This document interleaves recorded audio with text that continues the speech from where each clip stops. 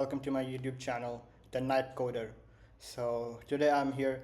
Today I'll be solving the problem finding factorial of a number. So without any further ado, let's get started. Well, before we jump straight into the program, let's first understand the logic of how a factorial of a number is found. So for example, of 5. Let's say I want to find the factorial of a number 5. Well, it is denoted by 5 and followed by an exclamation mark. So that's 120. So I'll just show the procedure how we actually got into that answer.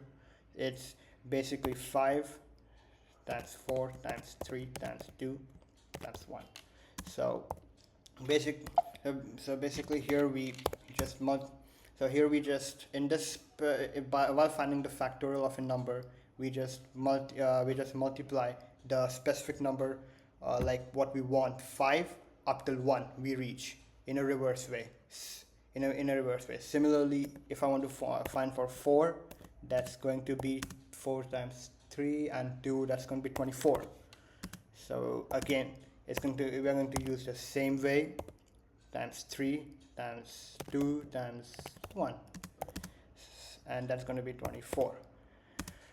So the basic crux is finding factorial of a number is recurring multiplication of that specific number until we reach 1. But while we're coding or building our program, we are going to use a slightly different logic. Rather than multiplying it from 5 to 1 or 4 to 1, we're going to do it 1 to 5 or 1 to 4. Basically, we're going to multiply it forwards rather than going in the other way direction, the reverse. So it's going to be like this. That's going to be 1 times 2 times 3 times 4 times 5.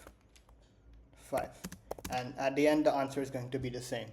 Well, this is because as multiplication has a commutative property, so it's pretty easy to apply this logic and do it. Well, we can also use this logic, doing it backwards in our program, but for simplicity and for introductory video, I'm just going to use this one which is quite simpler to understand rather than the backward multiplication. Okay, so now let's make our hands a little bit dirty. Let's go to the program. Here I'm using VS Code as my IDE, but for Java there are many more substitutes for it, like IntelliJ, IDEA, or Eclipse. But I'm more comfortable with VS Code, so yeah. So let's just get started. Here I'll start. First I'll create my file, Factorial, yep, the spelling, oops, I created a Jav, that's fine now. So I'll declare my class Factorial, and my main function, yep. So here's my main function and my class. Now I'll start with the number which I want to find for. Let's go with 5. Let's take that example what we did previously. Let's take 5, and this is so I declare my variable n as 5, and now I have to declare a live variable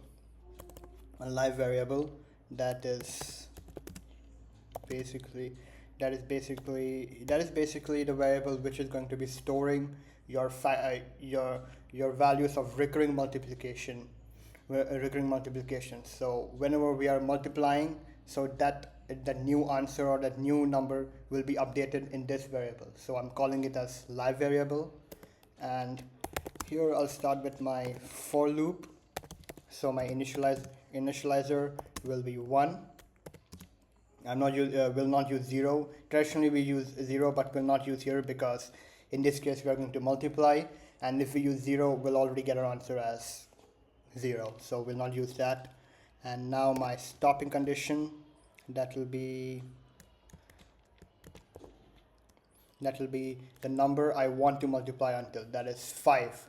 So instead of 5, I'll just use n as a variable because I've stored it in it, and my increment, that's going to be my increment value will be 1. So I'll be incrementing my I value by 1 whenever I'll be multiplying my live variable with it.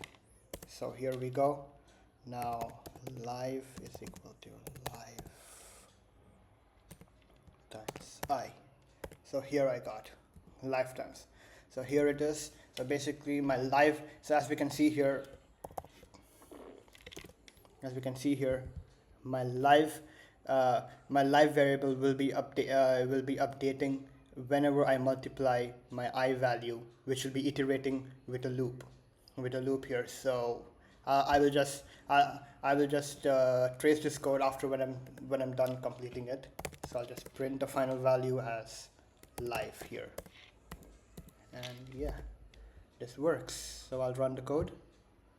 Yep, it works. So here we got 120, and similarly if I do for 4, I'll get it same here, that is 24. Yep, so now let's dry run this here. So I'm going to dry run it here.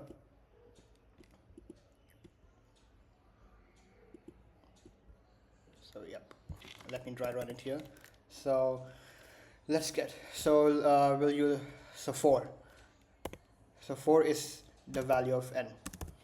Now in this, our live is 1. Live is 1, and now in the loop. So first iteration, so live is equal to, that is our initialized live variable, that is 1 times 1, because here our I also is equal to 1. That's why. So here we get it, that is equal to 1. That's equal to nothing, just 1. So our live is updated to 1 still. Now next iteration, live is 1 and our I is 2 here because it is incremented by 1 value. So here it is. So the next will be live is equal to 1 times 2. That is equal to 2. So now our live has a new value, that is live is equal to 2, and I is equal to 3. So on, if I again do it, that is live time is equal to 2 times 3, that is equal to 6. Now our live is 6, and if I go on with, and now if I go here again, now I is 4, so live is 6 times 4, that is 24, and again now our live is 24, I is 5, that is now it is live is equal to I, that is 5 live, that is, sorry, 24 times 5, that is 120. Here we got, but again the loop will go, it is live is equal to 120 and I is equal to 6. But as I is equal to 6 and our stopping condition is, as we can see, our stopping condition here is I less than or equal to n, which is sorry, in this case it's 4, but it's 5. So basically it's 5 here, so less than or equal to n, so the 6 doesn't match the criteria.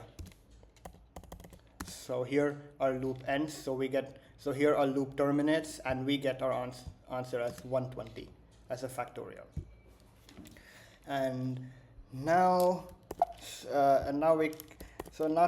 to improve this code a little bit more, I mean, as we can see here, we have to always change the value of 5, like number for what we need to find our factorial. We need to change it here, 4, 3, or 7. We need to change it here. Rather than that, we can make it more like a calculator where it asks the user the input. So rather than hard coding the value here in the program, we can just make a customized input.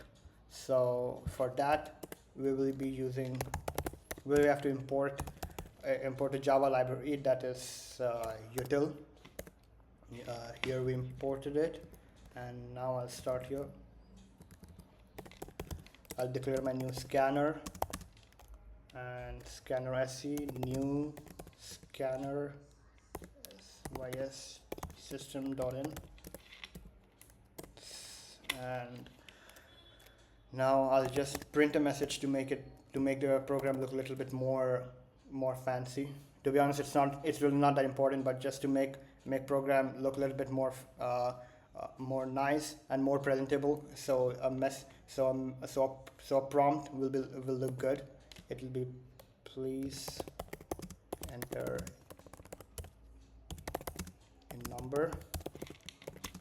And one more thing, don't forget a semicolon. It's really important. I've suffered a lot because of missing a semicolon, a lot. While making projects or anything, I suffered a lot. So yeah. So moving on, I'll just declare my variable int n and put for the input, ask for the input value, and yes, it should work. I'll just put it here, and please enter a number. So yeah, here it's asking, please enter a number, 5, and yeah, 120. It works good here. Now if I add one more, let's take 424. Yeah, it works. So yeah, so overall, this is the program. This is how you program this is the program for finding factorial of a number in Java. And yep, this is it. So if you like the video, please throw a thumbs up and subscribe to the channel for more videos. Thank you.